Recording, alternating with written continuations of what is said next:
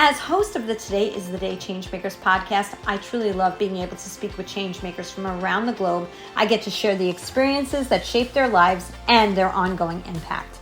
And on this episode, I speak with the amazing Megan Mukuria, founder and CEO of ZanaAfrica, an Ashoka Fellow, an award-winning leader, and a Harvard graduate, listen to this, who studied cognitive neuroscience and then followed an undeniable calling to Kenya. During a service experience in Kenya, Megan realized that she wanted her purpose to be about unlocking the most opportunity for the most girls. Despite encouragement to pursue a more traditional path after Harvard, she listened to that calling and purchased a one-way ticket to Kenya. Today, ZanaAfrica equips adolescent girls in Kenya with the tools they need to safely navigate puberty and unlock their full potential. Megan shares how she evolved from a self-described super wallflower who felt more comfortable behind a book into leading and creating systematic change for girls and women. Megan's story is a powerful reminder that purpose often begins with one decision to move beyond what's familiar. What might become possible for you if you stopped following the path others chose for you and started listening to what your heart has been calling for you? A question I hope you will ponder as you will listen to Megan's story today. Hello, everyone, and welcome to another episode of the Today's the Day Changemakers podcast. I am your host, Jodi Hope Grinwald, and as I say, every single episode, I interview the changemakers, the inspirers, and those who are disrupting the status quo in the best way possible. And today, I am so excited because I don't think I've ever interviewed anyone from Kenya. So this is going to be such a great story for everybody to hear. So Megan Mukuria, how are you? I'm great, Jodi. Thanks. How are you? Good. Now, did I say your last name correctly? It's fine enough. Yes. No, Mukuria. no. Tell it. What is it again? Mukuria. Mukuria. See, and this is why we talked about this prior to the episode, and I'm going to keep this in because it's Totally. important that people know that if you make a mistake, own it. Because most people call me Griswold instead of Grinwald, and it's very. Yep, they think about Vacation, that movie that came out in the 80s, and I still get called Griswold. So That's hilarious. Also annoying. Yeah. So thanks. No, absolutely. Yeah. so yes, I want to make sure I pronounce your name right. So now, Megan, I'm going to just give you a quick overview of the incredible work that you do, and then we're going to get into a conversation. Sound good? Sounds great. So Megan is an Ashoka Fellow, and she's an award-winning leader in the field of gender equality and women's health with 24 years experience in nonprofit and for-profit leadership in Kenya and systems change on community and national policy on menstrual health, health system strengthening, and education. She built ZanaAfrica as a hybrid social enterprise from ideation into scaling impact, creating groundbreaking RCT strength outcomes in menstrual management and related health and rights knowledge, social and gender norms, and agency and self-determination for school going girls. This is the only time I read in the entire podcast. Their nonprofit arm now works not now to embed their proven curriculum into the Kenyan school curriculum for classes 4 to 8, currently working with 250 teachers and 50,000 students to scale to all 13 million students in the coming 3 years. Through the market, ZanaAfrica sells sanitary pads to over 100,000 users with deep impact in girls' outcomes and work-related outcomes for women as well. With their first equity investment, they are poised to launch a baby diapers next year, all products to promote their Nia Health Link, a toll-free hotline and chatbot that provide honest rights-based answers to health and safety and direct people onward to local and digital points of care across the health, safety, and legal systems. Megan is a dual citizen of Kenya and the U.S., past president, and I love this, of a Rotary Club in Kenya, where she launched the first ever national sanitary towels campaign in 2006 and is a founder and past president of the Harvard Club of Kenya. We'll get into that as well. And when she's not working on ZanaAfrica, she supports her husband's startup. Now, if I mess this up, you're going to correct me. Jasiri, Mm-hmm. okay, Mugumu School, Mugumo. where Yeah. they are I did good? Okay. Where they are creating an Afrocentric, trauma-informed, learner-led curriculum to raise global leaders for the 21st century, including for their 9-year-old daughter. I had to share all of that because it's such a great bio. Thank you, Megan, for all Thanks. the work I that know you're it's doing. heavily packed. You did, yeah. Well, it's okay. And I typically read very short parts of my guest bios, but it has so much in there. I didn't want to leave anything out. It's chock full of greatness and everything a change maker, is doing in the world like you. So, but you were not born in Kenya. And so No. let's go back in time. We're gonna have the Megan evolution.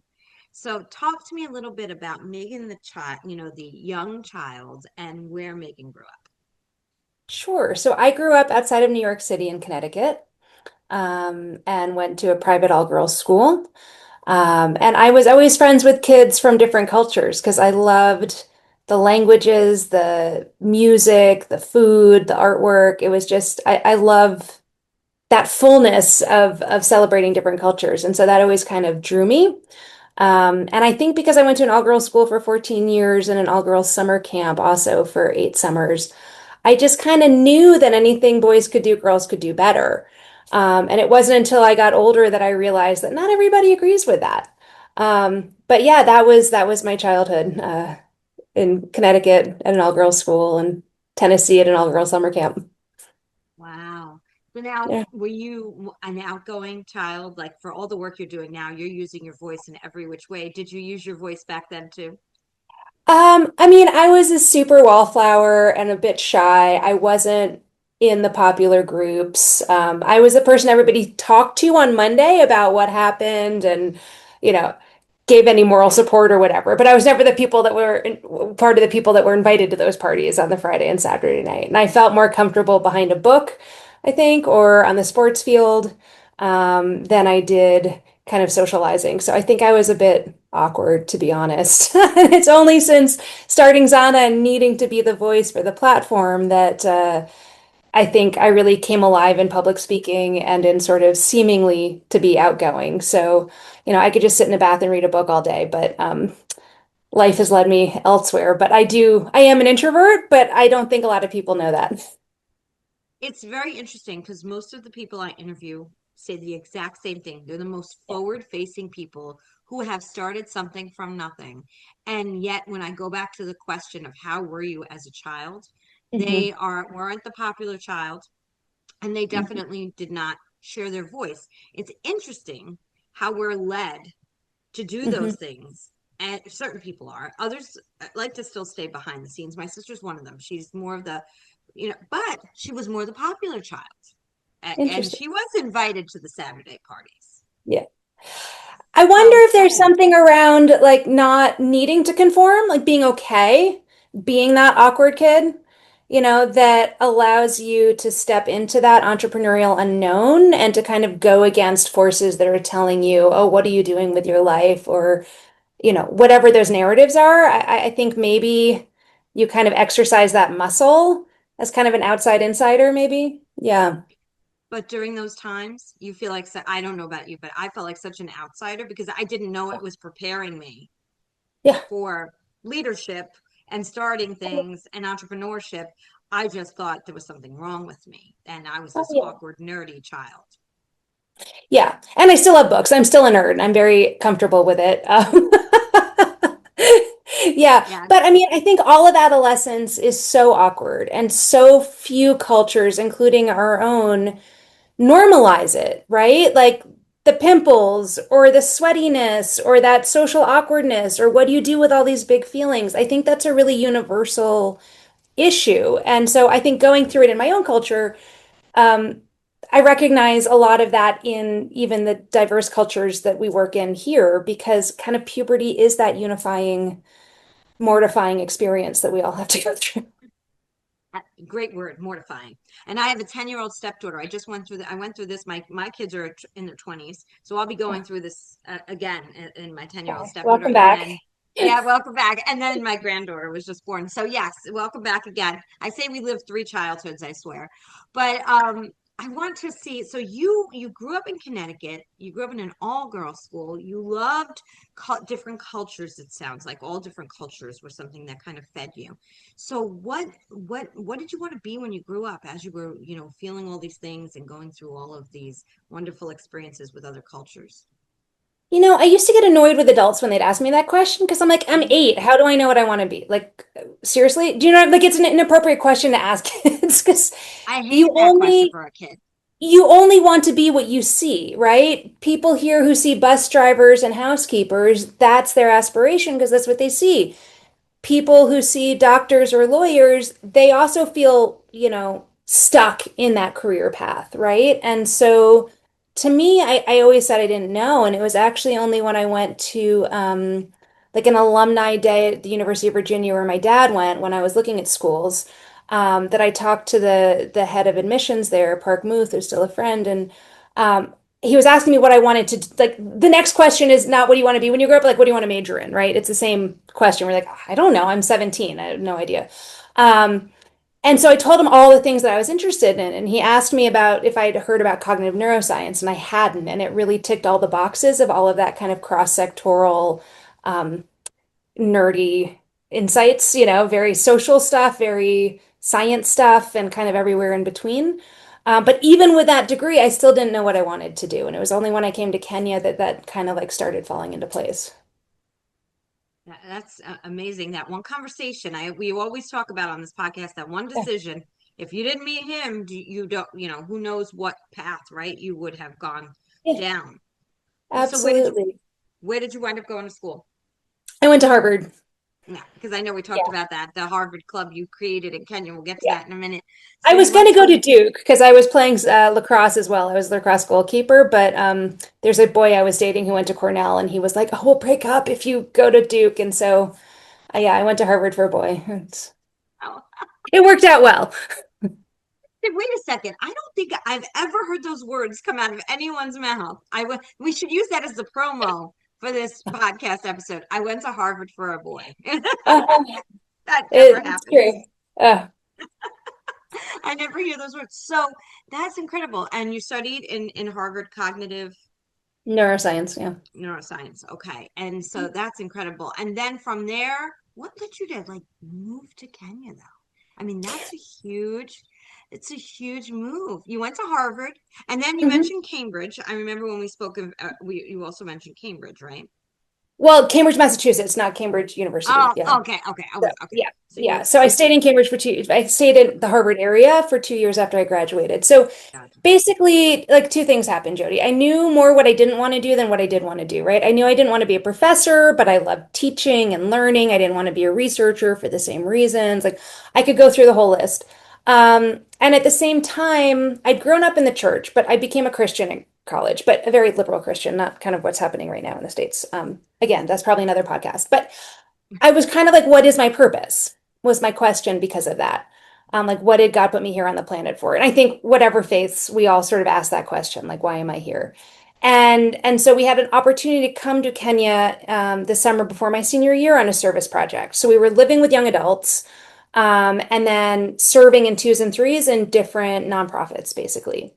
And so the thought of being able to just kind of get out of everything and out of that comfort zone and out of everything that was like the box that I was in was really exciting. And to do that with a wonderful group of people in a safe place that was really genuinely relational and would help me think about vocational things as well was just a big yes. And my parents weren't totally thrilled, but I managed to raise the support and go there. And so I had the privilege of working with girls who had been full-time on the streets and then were transitioning to full-time school.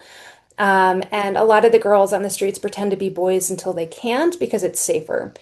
And so that summer, especially, there was one day when there was a girl who was 8 and she'd never been to school. And we just got bottle tops from the neighborhood. We were in an informal settlement. So, concrete floor, earthen room, lots of noise all around. She learned multiplication with those bottle tops in just a morning, and I had this whoa moment where we know that poverty is a lack of opportunity, right? It's not a lack of talent. But there's sometimes when that kind of lands differently. And that was one of those times. And I really could see her going to study in the US at some point. And I could also have seen myself in the same position if my life circumstances had been different. And it was that summer through experiences like that that I really realized I wanted my purpose to be about unlocking the most opportunity for the most girls. And I thought it had to do in Kenya, but I couldn't say that as somebody who looks like me. So I went back to Harvard. I dropped my thesis. I took a class on liberation theology. I took a class on child psychology and the law. I took Swahili so that I could speak to the girls or write them in their own language because I promised I'd keep in touch. And then I did some kind of cross-cultural work that is basically what would be now Black Lives Matter back in 2000, 2001. And because I think really social justice begins at home. You don't just go somewhere far away. And so that was really important. And I was working for an internet startup as well. And then I got invited to come back and be the resource mobilization manager, funding my own way through for that organization. And so the idea that I could mentor kids, that I could kind of help operationalize the organization, and that I could be tasked to start small businesses for self-sustainability, it kind of took out all the boxes that we tend to have in the US, where it's like, here's your volunteer box, here's your faith box, here's your work box, here's your family box. And kind of was like, I could do all of that in one job. And my heart just leapt. And I think those like yes moments are what I kind of call them. I think you were calling them something else earlier. But yeah, being able to kind of have that response and listening to it and then fighting for that. So I had a lot of pushback from my parents. They absolutely did not want me to do that. They were like, go to Wall Street, make a ton of money, and then you can do whatever you want.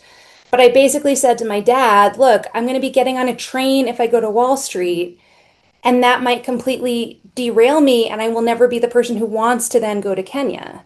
And I said, I don't want to be that person. So I have to do this first. And then if I decide to come back, then that's that. And so my dad eventually gave, me his blessing to go. And so in August 2001, I bought a one-way ticket to Kenya. Yeah. So I have to ask this because I always like to help out my listeners that may be listening into this saying, wow, Megan's got a lot of courage. I don't really have that kind of courage, but I have this dream and I have this thing that I really feel is calling me. It keeps coming up. What advice do you have for that person going through what you went through? What would you share with that person? You didn't even have the support at first of your parents. It was Mhm. all you, it sounds like. I just think it's a question of what can you live with when you're just lying in bed at night? Courage isn't necessarily a lack of fear or a lack of uncertainty. It's just doing what you feel like needs to be done. And there can be small steps, like I thought my future was in Kenya, but I started doing work in the greater Boston area. And that was really critical work for me to then go to Kenya, right? And I had kept in touch with the organization. So there can be a lot of steps that you take to lean into what your heart is kind of telling you. But I think at the end of the day, all we have is ourself, right? And if I can wake up every day and feel good and want to do what I'm doing, if I can go to sleep at night and feel at peace, or at least if my head's running, it's running about things I want it to run, you know, I think that that's what makes life worth living. And, I did have an older volunteer who was from my hometown, and she said, Megan, I wish I could do what you're doing, but I'm living in a gilded prison, right? She's like, I have this house and it's beautiful and I've worked for all this stuff, but I can't give it up. Like it's too nice, right? And so I think it's important to think through what is really important, right? And to find that peace with yourself and maybe to take those steps earlier so you don't, buy the house that you can no longer part with and things like that. It was easier to do, closer out of college than if I were in my 20s or 30s and I had a family and things like that. Um, but we're all uniquely positioned to give something to the world, and that's what makes us special. And if we're not liberating that thing from within us, like it's gonna eat at us. So I think courage is just letting that thing out. Yeah, so well put. The book, not even to push my book out there, but that is the book. My book, Today's the Day, Live It, that came out in January. It is about the edge of your comfort zone is where you find yourself at the center of the most incredible impact, which is what you did. You were at the edge of your comfort zone, and you Yeah. kept going, and then you found yourself in the middle of creating tremendous ripple effect of impact, so Mhm. far away from home. So Yeah. when you did, take that one-way ticket, how old were you at that point, if you don't mind me asking? I had just turned 20, 24, 23, somewhere around there. Yeah. So yeah, my daughter's age. That's Yeah. such a huge decision. So you Yeah. land in Kenya, what happens? Well, also, let me just say, there are very few things that are intractable, right? You go, it's a terrible experience, you come home. You know what I mean? Like, Exactly. I didn't have that experience, but I think that first step is the hardest one, like buying the plane ticket, right? Because when I came here, it was amazing. I lived in a small detached staff quarters with a friend of a friend for 3 years and, really helped operationalize the organization and create staff structures and policies and procedures. And we started a bakery, we started a bridal boutique that was the first for hire bridal gown business in Kenya. And then I was annoyed with it because it was just kind of promoting Western bridal gowns. So we were the first bridal gowns that had blended fabrics and beads and things like that in them. And that was really fun, right? Like I didn't expect that when I'm coming to Kenya. Um, and the bakery started because I put together the cost per child by gender, which wasn't even my idea. It was an idea of a guy, Paul Akumu, who had done some leadership training with me. And I found out that bread was our number one biggest cost. So after we had moved the kids down to the foothills of Mount Kilimanjaro and dug a borehole, it's like, well, yeah, we have water, we have electricity, let's start a bakery. But then sanitary pads were our number two biggest expense every month. And that floored me. And that was kind of another kind of sea change moment where I was like, wow, this is something I hadn't thought about before. And then I was having all these really late night conversations with kids because I was an 8 hour drive away from Nairobi. I'd stay there for 1 or 2 weeks at a time. And so they'd have all these late night conversations with me, right? They'd ask, what's normal? How do you say no to a boy or a girl if you don't want to? What if you don't like boys or girls? How do you say no to unwanted sex? How do you say yes? How do you protect yourself? How do you not get pregnant? How do you not get HIV? How does STDs work? The whole range of things, disclosing past trauma for the first time. And I realized the adults couldn't or wouldn't answer those questions. And it was really derailing kids' lives in major ways, even fatally. And I realized I needed to combine these two things. And so, kind of over that 5 year arc, that's kind of where I landed in year three and kind of couldn't let that go. And I ended up getting kicked out of the organization because they said I didn't understand the mission of the organization. And I was like, well, I actually don't think you guys do because you asked me to start businesses for self-sustainability. This is like true self-sustainability. If we can actually make this happen, and could set us up with an endowment forever. And they were like, yeah, no, thanks, bye. But we did reconcile 2 years later and we have a great relationship.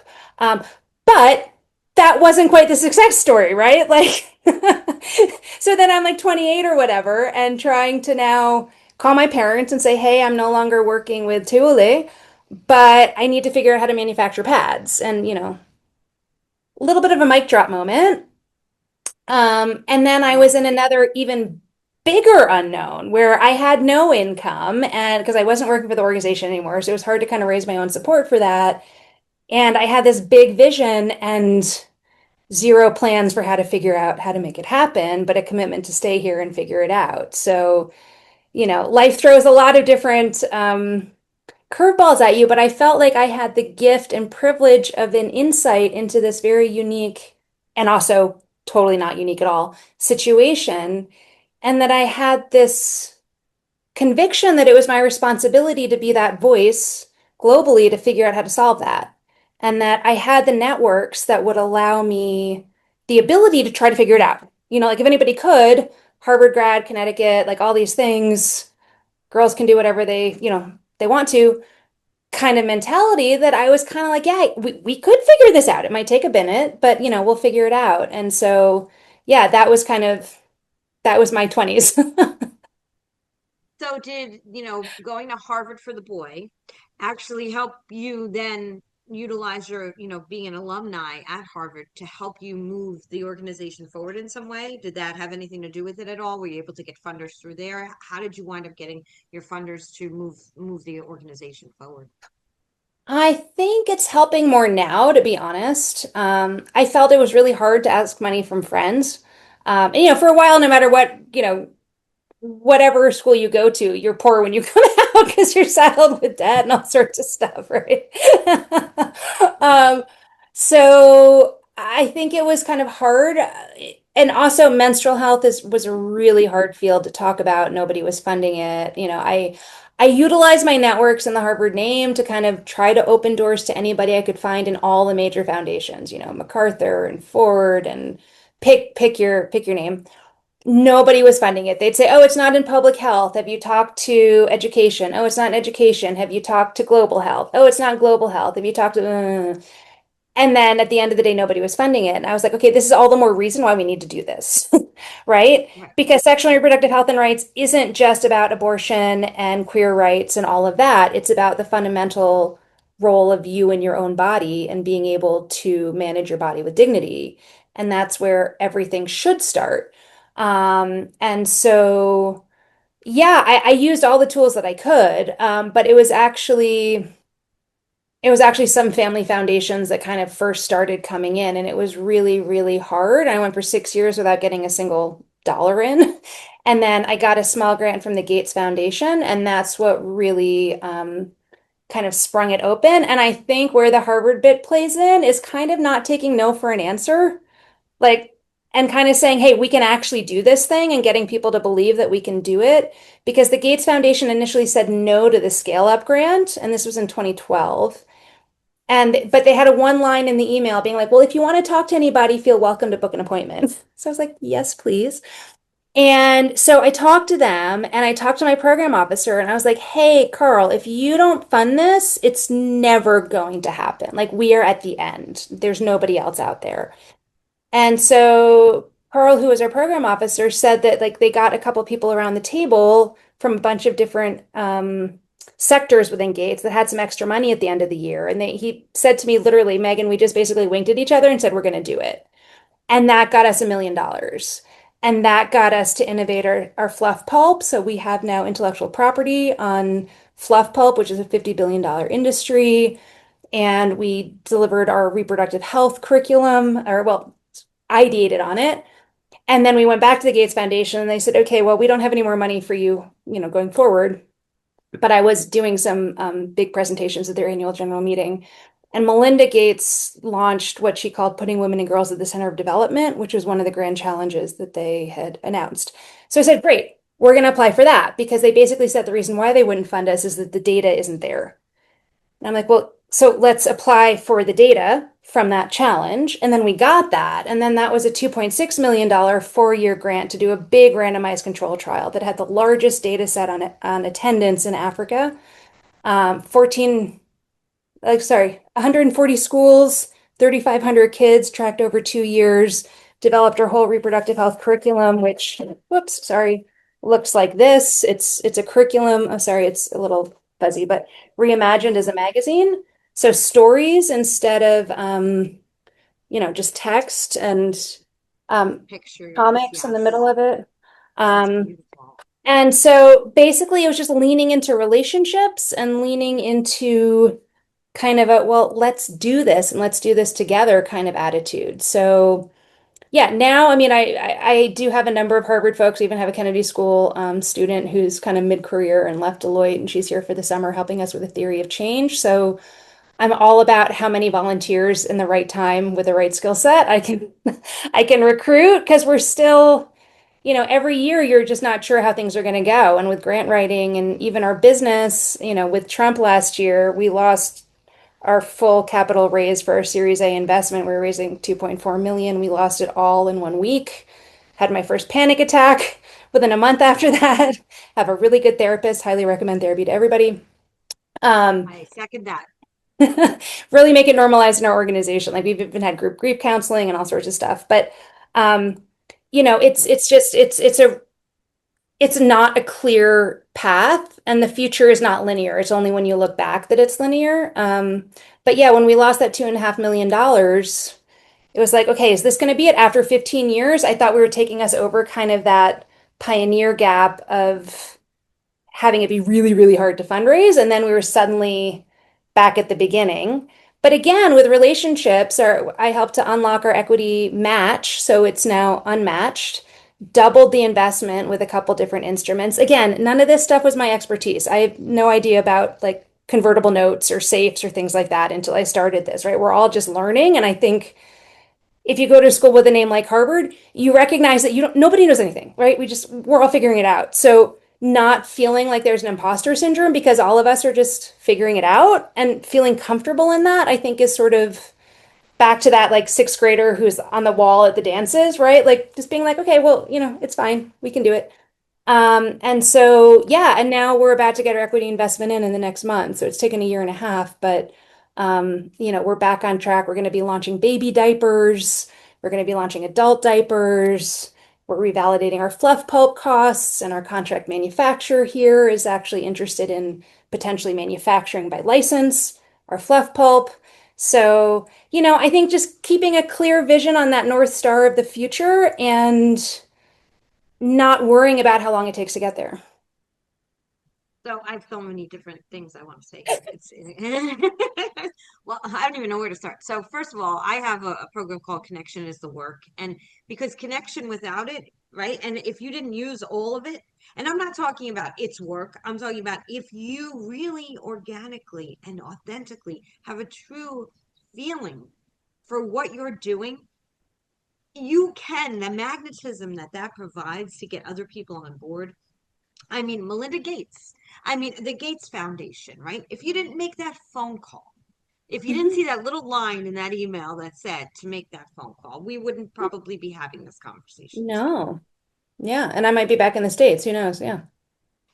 So that's why it's incredible to me that it is always that one little thing that you just go. It's like there's a movie called Sliding Doors, and if you went to one, Yes. and it has different endings, and it's I love that. incredible how when you really think about it, that's how life is. The decision you're making today will take you down a trajectory that if you made a different decision, you would go the other way. We just don't know it in the moment. Um, Yeah. Megan's story is a powerful reminder that purpose often begins with that one decision to move beyond what is familiar. Helping people and organizations recognize those possibilities and taking meaningful action is truly at the heart of my work as a leadership and connection strategist. My book, Today is the Day, Live It, Edge of Comfort to Center of Impact, shares the stories of 31 changemakers and the defining decisions that help them step beyond their comfort zones and create meaningful impact. And you can purchase the book online wherever books are sold. If you yourself are considering a career change, or your organization needs leadership development, team development, board development, sales training, nonprofit leadership, and fundraising support, let's connect. With more than 20 years of experience leading and developing teams, running organizations, combined with my experience as a certified professional coach and navigating career change myself over the years, I understand the journey both personally and professionally, and that's why everything I do is through the methodology Connection is the Work. Schedule a complimentary consultation with me, Jodi, at todayisthedayliveit.com. That's Jodi at todayisthedayliveit.com. And together we can work toward not only the goals you have today, because once you start looking at what's possible, you will create new goals and achieve them. Follow Today is the Day Live It on Facebook and Instagram. And now let's get back to our changemaker for this week. I do want to just clarify something. You mentioned fluff pulp a couple times. People might not know what that is. So What can is you just that? share what that is? Absolutely. I want to see if I can undo my background because I keep not being able to show things. Let me just see if you don't mind if I can No, figure out how take to your change the time. background. I think you have to go. Video effects. I think I've That's got it. it. Yep. Hold on. Click the Virtual video little background, thing, none. and then There we there we go. go. I think it's now no longer. Not All right. blurred. Is it still blurred? I said none. Okay, sorry, Jodi. A No, take second. your time. Um, because I think if I can show you, it'll be better than just telling you. Um, Settings. I went to video and effects and then Yeah. So virtual if you, backgrounds. Okay, you yeah, can see it. Okay, but see, that's none. And yet it still looks blurry. there's a little toggle where it says Video. blur my background. that you should be able Okay. to see. If you go to your video at the bottom of your screen, are you on your phone or on a computer? I'm on the computer. I've got the touch up my mirror, adjust for low light, portrait Yeah, lighting, auto. everybody's computer is so different because if I go to my video on the bottom, there's a little Mhm. toggle, like a little up toggle thing, and it says Oh, select a okay. camera, and then it says blur my background, and you want to just click it to the left. Oh, see that's yeah, so it's unblurred. Yeah, Huh. there you go. Okay, anyway. Uh so fluff pulp, I'll show you. This is actually fluff pulp that we made in the US and then brought to Kenya and ran through a sanitary pad machine and then tested with women. It kind of smells like earth a little bit because it's been here since 2015. But basically, fluff pulp is largely North American pine trees, a very specific type of beech pine tree, that is used for like most paper and tissue products that you use. So it has different fiber lengths, and you make it into paper board. They're usually rolls that you sell it by the ton. And it's in every Kleenex, every toilet tissue, every sanitary pad or diaper. It's in every snack pack or anything that you make. Your cup right now is probably pulp with a plastic outer coating. So it's really in almost all consumer goods that we consume, magazines, books. So different types of fluff pulp can produce different types of paper-based products. But the real challenge in global consumerism is that most all of our consumerism is from wood pulp. And so you've got these giant forests, which I'll use in like air quotes, because they're monoculture of these trees that get taken down, run through a mill, and repulped to be able to make all these products. And really, in the world right now, we need to find alternatives to that. So we started with the fluff pulp because it's a third of the cost of sanitary pads. It's even more than that of diapers, and it's all imported. So that also means things like global transport costs rising deeply impact the cost of these essential commodities. Or the global supply, like the global demand versus the supply, means that the prices will go up as well. So we created a blended fiber, and we have 9 different pulp blends that we can patent, and we hope to do more, so that we can make large volumes of fluff pulp locally from agricultural waste and fast-growing things like bamboo or eucalyptus or other types of fibers that are relevant, that we can pull on different levers if, say sugarcane has a bad season, no big deal. We have enough biomass from another product. And so we can really create more kind of conscious products for the mass market, not just that are high-end eco-friendly, but that consumers don't need to care about the environment, but they still have an environmentally responsible product. And not that they don't care, but that they can't pay a premium price. Yeah. Who knew? Like that's all Who I can knew? say. Who knew? Right. Who knew my cup has it? Who knew that's as weird? I mean, those of us who are laymen to this stuff, this is a good learning experience for all of us to understand how it works. It is. And it was a really huge learning journey for me. And it was only when I found my co-founder, who's Kenyan German and lives in the US and is a polymer material scientist, that I was able to like find the team to make this happen. Because me, I study cognitive neuroscience. I can tell you about depression, from a neurobiological or sociological level, but I can't figure out how to make fluff pulp. But I don't need to, as long as I can find the right people to help me and stay in it long enough until I find the right people.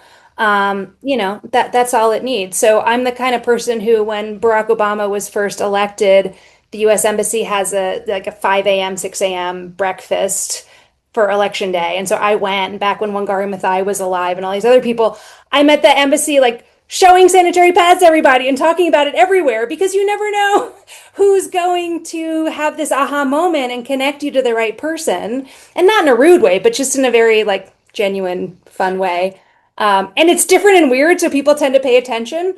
So that's how I found Luino. And without that, we wouldn't have the fluff pulp. And we think we can save 30 or 40% of the cost of the pulp material, which would be about a 5 to 10% savings on the actual product, which can then help us sustain hopefully we can grow the company big enough that we can be able to kind of create an endowment for the nonprofit related work that we're doing with the schools that you had mentioned that, we do earlier.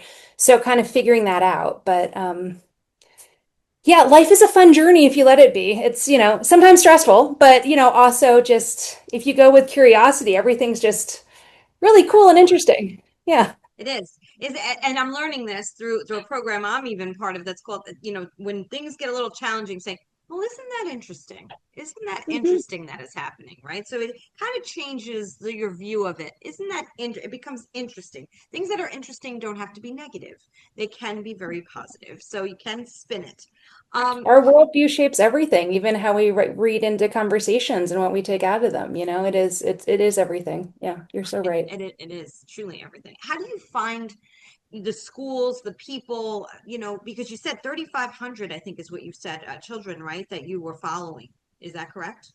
So yeah, we in Khalifi with the big randomized control trial. So the way we did that, again, and we have teams. I haven't done all the work, but we had a great researcher who we poached from Genentech, Annie, and she wanted to get into this work. And so she started with the fluff pulp and then she wanted to come to Kenya. So I was like, great, come to Kenya. You can help us figure this out. And then we got that grant that she helped us write.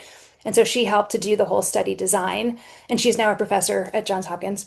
Um, and so basically we scoped out different locations, decided on Kilifi County at the coast for a lot of reasons, especially because there was a large USAID program called Dreams that was happening in Western Kenya, and we didn't want that to materially affect our school population. And then we worked with the county governments to long list all the schools, and then with them, they basically picked schools out of the hat to be assigned to which different cohort. So we had a four-armed randomized cluster control trial. So we had schools that just got our pads, which are these. We had schools that only got the reproductive health education. We had schools that got both. And then we had schools that just got the government control, whatever was or was not in place for both pads and health education. And so you had to have both arms of the intervention, like pads alone and pads plus the reproductive health education, with an outcome to say that pads work. And likewise, you had to have the health education only and the health education plus pads to really show that that worked. And so it was pretty easy to find the schools, and that was part of why we chose Kalifi because it had a very large population and large schools. I mean, P.S. The continent of Africa is very, very young, right? And so you have a lot of school going kids. It's a very big opportunity, a very big risk in the future. But yeah, so we just leaned into that and worked with the government, even co-created with them the curriculum, helped with them to find the mentors that we trained, worked with Path International to train them to do the actual intervention so that it was true third party. And Population Council did the data analysis, so nobody could say that we were the ones who somehow skewed the results. And so, yeah, that was a very expensive, very big study. Incredible, truly Yeah. incredible. Now, I'm going to ask you this question. Tampons. Do they Yes. require, now, do you also, for those who are listening, they may be thinking women, some use them. And so would it be cheaper that way? Not cheaper that way? Do you do both, one or the other? Just a curiosity on this. Great question. So we believe in dignity through choice. We want to have all the products available. Tampons are only used by a very, very small percentage of the population, largely because they are more expensive, not less expensive. You'd think they'd be less expensive because there's less material, but they're more Yes. expensive. We're going to try to change that. We're talking with a wonderful UK-based social enterprise that does small-scale tampon manufacturing. So that is something that we want to do and also introduce a diagnostic tampon so that you can actually just insert a tampon when you go into a clinic and you don't have to have a gynecological pap smear. So you don't need a gynecologist. So we're looking at that, and I think that's going to be a bigger market. But the biggest barrier is not only availability, but social norms. Insertion is a very loaded thing for most cultures, so it's a big no. If people are open to that, we recommend menstrual cups, and we do sell those because it's a silicone cup in a couple of different sizes, and you just insert it. It stays there for they recommend 8 hours, 8 to 12 hours. You take it out, you rinse it out, put it back in. You don't feel anything, you don't have any leaks when you do it right, and it's a great, great solution. And we also do reusable pads as well because that's a bigger part of it. You can see some of the reusable pads in the competition and stuff. So we had a single pack where you had underwear that were tie-on, and they were all cut on the factory floor from Egyptian factories when they were doing big, say like Target or Walmart, orders. So all the offcuts they chalk out and then cut, and then they just assemble them. And then a reusable pad went into the underwear, so you didn't need to have the wings and all of that. And it didn't look like sanitary pads, so people would comfortably hang them on their clothesline because largely most of the population kind of shares clotheslines and enclosed settings, and so they don't put those out there. So kind of figuring out what works for people has been different. But when we started, we sent some of those kids that I'd worked with who'd gone all the way through secondary school or high school. They were sitting around my dining room table and just asking me what to do. And so that's where I got a USAID contract to work in northern Kenya to do community wildlife conservation to fund some of the ZanaAfrica stuff. And so I sent them out into schools all across the city to have them write down questions on pieces of paper for the kids, like what were the kids asking for questions, then make sure that they answered them. But sorry, I've lost my train of thought because I just jumped a couple a couple steps. But so we were able to kind of identify what people wanted, and we sent those young adults out to markets all across the country to ask what women wanted, and what they wanted was a single-use disposable product, and a pad, not a tampon. And so that's why we started where we started, because we started by listening to women and giving them what they wanted. And then through that trusted partnership, my hypothesis is that they will then trust some of our new products more. So when we introduce, menstrual cups more broadly in the market, they'd be more likely to say, this is Nia. I love Nia pads. Let me try Nia, whatever it is, tampons or menstrual cups. And I think that that's really important to kind of use a brand to build that trust and that relationship to then allow for that dignity through choice. Because most people use multiple products, they don't just use one. And so being able to not see those as competing is important. Where did the name Nia come from? It came from a girl in Kibera because we asked, hey, if we're making pads, what do you want the names to be?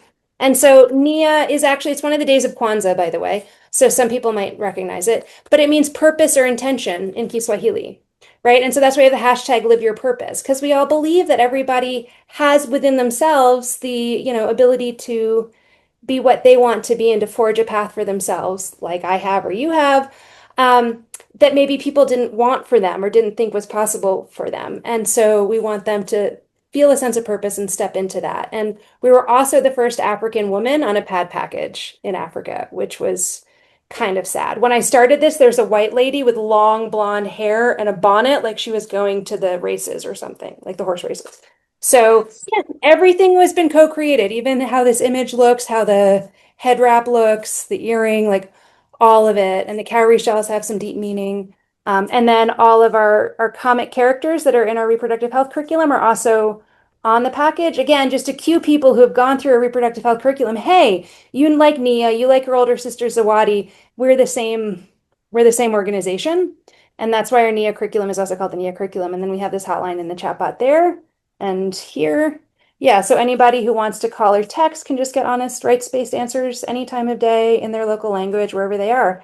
And again, all of that's coming from just listening and listening and listening and listening and being curious about how do people want stuff. So again, some people said they wanted to chat. Some people said they wanted to call. And I was like, well, why do we have to choose one, right? And I think the US is very binary. It's this or that. And I was like, well, why not both and? Because that's what we're hearing. And so that's what we did. And it's been wildly successful because then we reach people where they're at, 100%. How do people find you if they want to support, if they want to follow your work? So we do have a deficit right now this year because of all of the Trump stuff. So if anybody wants to, they can go to ZanaAfrica.org. That's ZANA Africa. So there's a double A in there, .org, and make a donation to a 501c3 and get a tax deduction. And there are a lot of videos on our website. Our executive director in the US has done an amazing job just making sure that there's lots of really fresh, wonderful content that goes into depth about our work.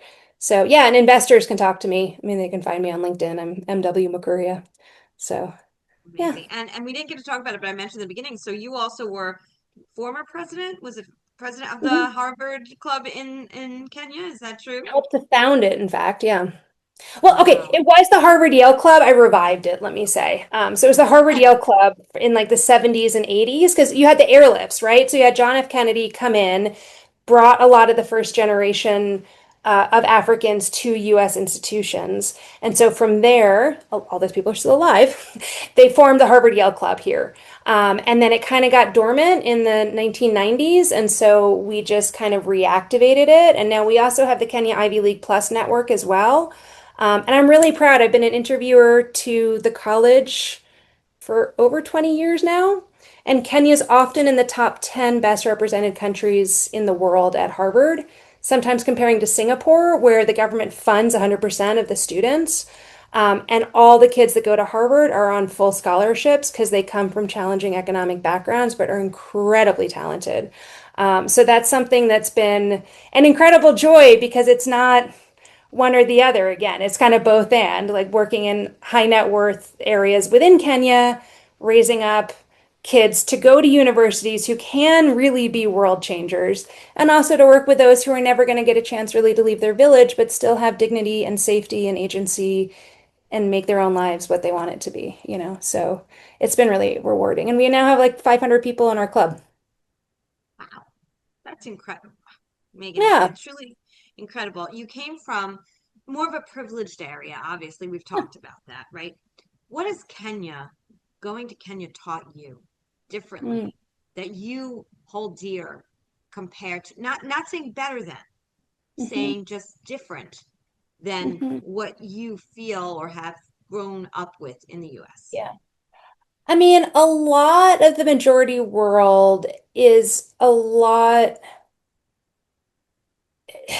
it's a lot more of a jumble land-wise than in the US, right? The US has done, some would say very good, some would say very bad job of kind of segregating people, right? Both economically and even ethnically, right? And we're seeing that coming up in the gerrymandering and now in the SAVE Act that really needs to not get passed in Congress. And sorry to be a little political, but we need to stand up for human rights and whatever that means in whatever country. So you tend to have, like, when I grew up, there was not a lot of diversity. And that's why I really loved it because it was life, right? And I think you can go for very long periods of time in the US without encountering a lot of socioeconomic or ethnic diversity, wherever you are, you know, and whoever you are. And so it's a lot more enclaved. Whereas here you have very wealthy next to very low income. And so it's a lot more honest in that sense. And I tell people, like, I don't think it's good or bad or right or wrong, but the US functions, well, it's changed, tends to function more like you don't see the system that's in place and you think that everybody's got their own ability to thrive, right? Here, the systems aren't as reliable, so the relationships are really important. And we recognize that even if those systems are in place, the relationships are still really important. So I think the diversity, um, both ethnically within Kenya. I mean, there are 48 different languages spoken and more than that ethnic groups, right? As well as the international communities and such, whether they're refugees or UN employees. Like, there's just so much vibrancy of that diversity. And I really love that. Like, it just really speaks to my soul. It just really grounds me. And it also helps me recognize that I have a point of view, but it might not be the right point of view or the singular perspective that needs to dominate. And I think that humility that comes from recognizing that, I think is kind of a freedom. Yeah. Absolutely. And I just love your energy and how you I mean how you put everything together. It's starting organizations, it's a puzzle. It really truly is. And you're trying to Yeah. put the pieces of the puzzle together and you figured out how to do that. Do you ever get back to the US at all? I do. I get back about once a year. I mean, we now have about 20 team members on the nonprofit side and about four on the business side right now. And we have somebody who heads up our USC3, but we keep it really lean so all the money can come back here. And so I'd have less of a need to go back, right? I mean, even we now have our second Kenyan executive director of the nonprofit. So I'm the board chair. I'm not running the day to day. And she's going to the US in the New York kind of area this fall, and probably I'll go in the spring. And so I love that. I used to go a lot more, but it's less now. But also now that I'm a mom, I prefer to not be traveling so much separately from my family. So I think it's kind of the right thing at the right season. But I do travel a lot more internationally now than I did before. So I probably have 2 or 3 international trips, which is funny because when I bought a one-way ticket as a 20-something-year-old and was like living off of $12,000 a year, I never thought that privilege would include business trips traveling around the world, to speak at conferences and things like that. So you kind of never know what to expect when you go into these things. And, the last thing I'd say is that I had so many people tell me, Megan, you can't do PADS and health education and policy. Like you have to pick one. And I'm really glad I didn't listen to them. It took a lot longer for me to get everything done than maybe if I'd only focused on one. But now that we've had the whole package for almost over a decade, whenever I share all of this with people, they're like, wow, this is awesome. And it's kind of like, I was trying to tell you that for so long. So being comfortable with that pushback and being able to be comfortable to say, okay, thank you for the feedback and kind of do whatever you want to do that you feel like you need to do, I think is like the most important thing for people that want to venture into this because everybody will have an opinion, and Americans especially love to tell you that theirs is the right one. Um, A yeah. 100%. And it's funny you say this because I listened to a TED talk, and the girl who did it she talked about it being a multi-potentialite. And Hmm. multi-potentialite meaning like you're doing many different things. And I have been accused of the same. You have to focus on the one thing and get that right. So whether it's the podcast or my nonprofit or my international forum or the book, you shouldn't be doing all of it because it's like, who are you? What's your brand? And I'm like, oh, I'm all about connection. I'm all about helping people connect so that they can grow and thrive. That's the Hmm. bottom common denominator for all the things. And Hmm. they were like, same like you. They're like, no, you really need to focus on one thing, but that would not drive me. And when I'm sharing this with the audience, because Yeah. if they're people giving you their opinion, it is their opinion. Yeah. And the question is why? Why should I focus? Like, what makes that better, right? I mean, it took us almost 15 years to get to the randomized control trial, but it showed that you can't just throw pads at kids and expect outcomes. You can't just give people health education and not also have the products that are making them vulnerable to sexual violence, right? You have to have both.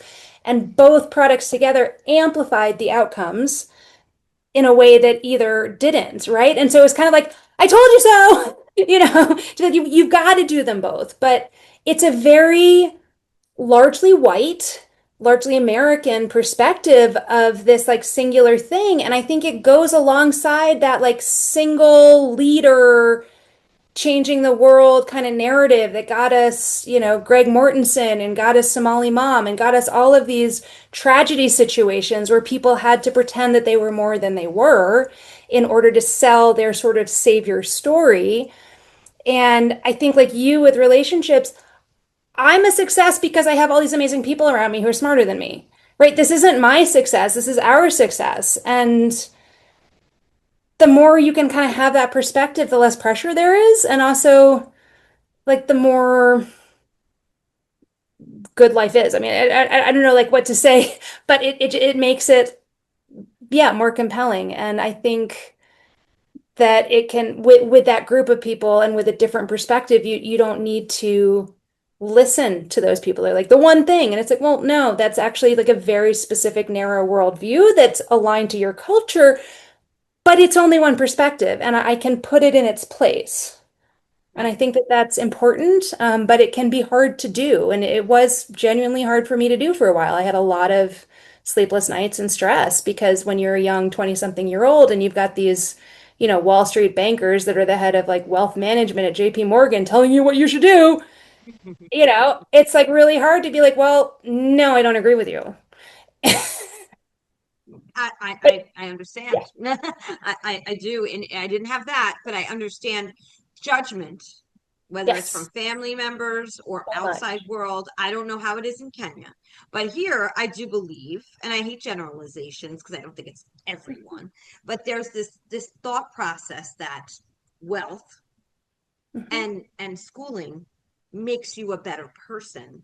So Mhm. anybody who has either one of those things has the right to judge and Yeah. say how you in an underclass should be Mhm. or how your Right. life should go. And that Exactly. I think is a real problem. And And so I I think don't it's a know. really, oh, sorry. Go ahead, No, I finish. was just going to say, is it the same in Kenya? Yes, I think. I mean, because we're a former colony, right, of the British, there's been a lot of inculcation, but I think we have a bad relationship with power in the US and in colonial countries that have kind of gotten out of colonialism but aren't really fully decolonized, right? And power should not be power over, right? It should be power to, right? If we have positions of privilege, whether it's money, whether it's expertise, whether it's a big fancy title or a big fancy corner office, we have more responsibility. And we've forgotten that with privilege comes responsibility, or with power comes responsibility. And that responsibility is to elevate others, right? And so in Kenya there is like this term Bwana Kubwa, like big man.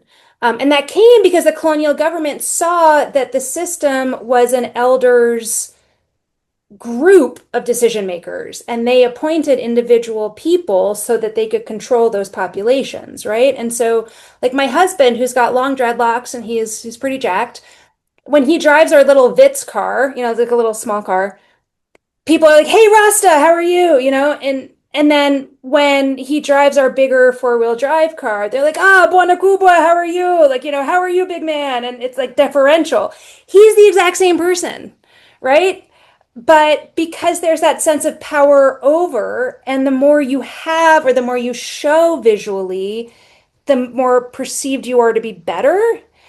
And like the amount of alcoholism or domestic violence or things like that are spread equally across the whole gamut of socioeconomics, right? So money does not make you happier, does not make you safer per se. Maybe it makes you safer to leave if you have control of the money.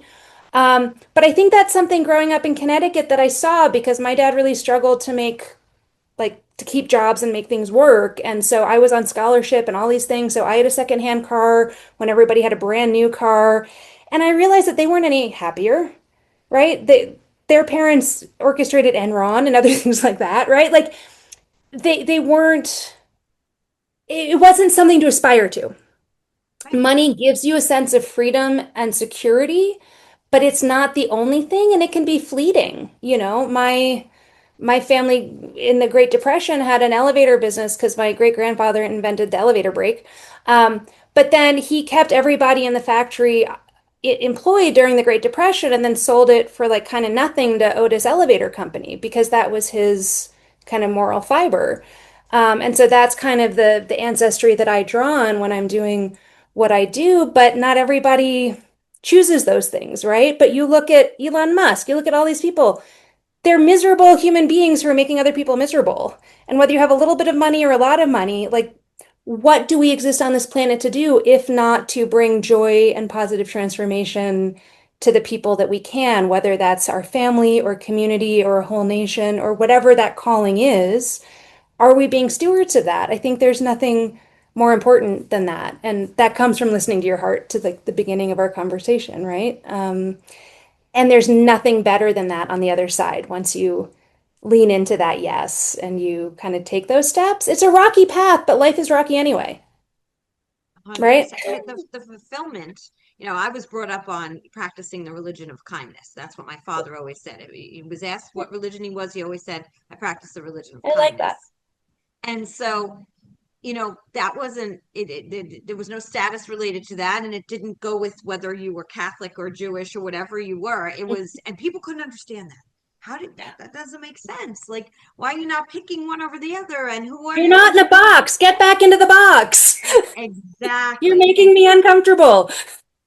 Exactly. And the one other thing I want to bring up, because I think this is important too, is that I know that, even social media and being on people's podcasts and being on has become this popularity contest going back to that wallflower piece. Like certain people, and I wrote this in my book, is about I wanted to be on someone's podcast because I invited them to mine.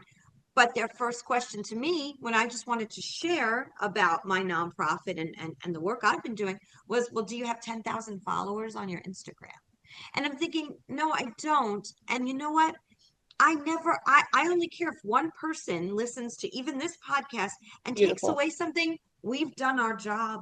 But if we've Yeah. become now we've become this place where popularity is more, even in the nonprofit space. Well, that nonprofit's doing such great work over here and they're very popular. We Mhm. don't have to be popular. We just have to be making a difference. What does it matter Well, how many followers?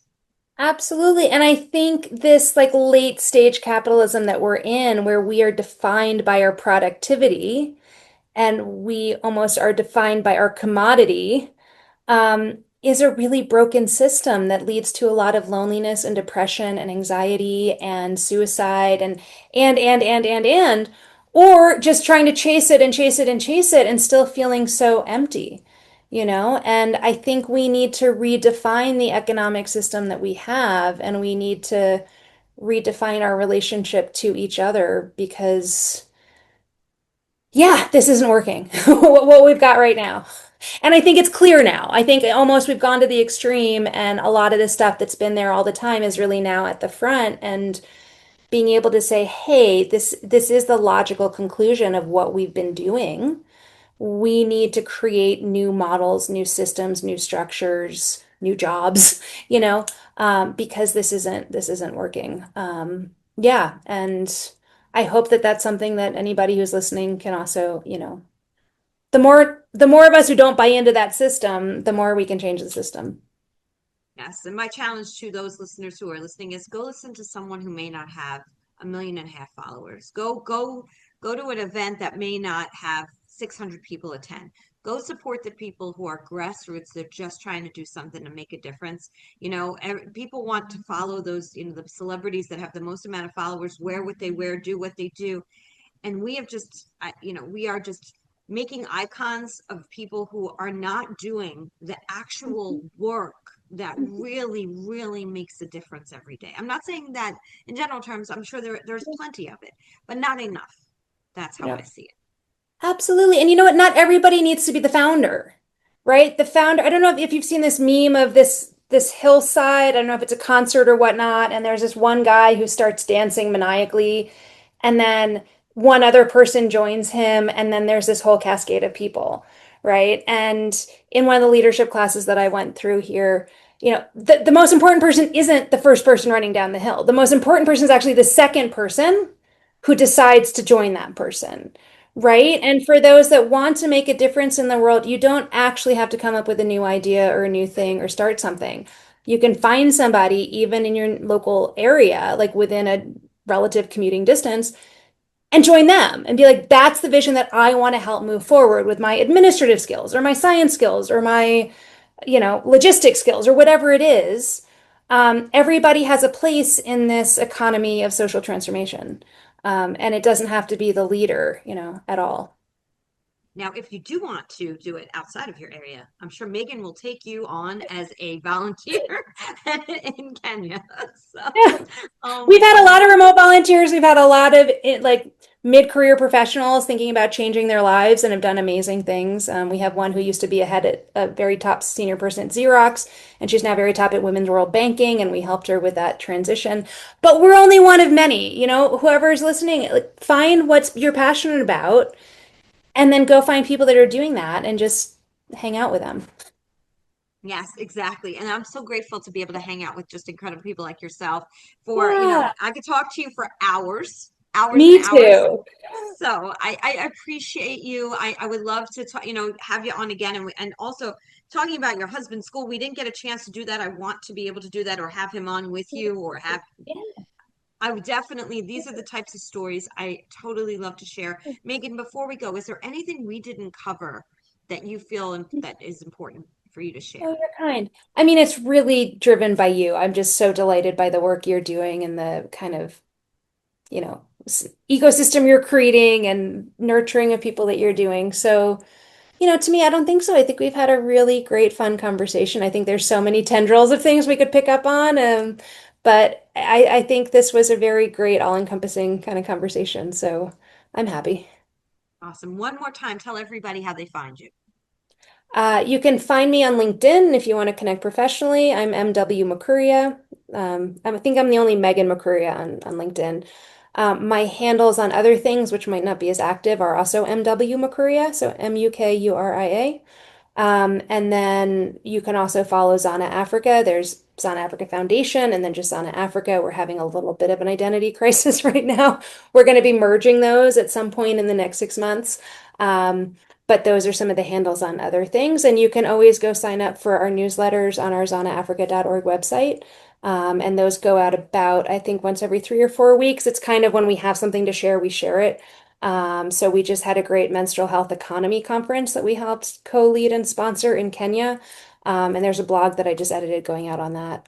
So that's a good way to kind of interact with us systemically rather than just personally. But yeah,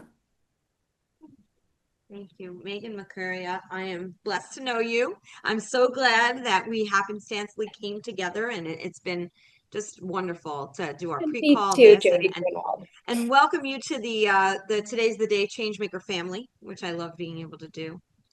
Thank you so much. You're Yeah, welcome. thank I'm going to say what I say at the end of every single podcast. Today is the day. You cannot go back to yesterday, and you do not yet own tomorrow.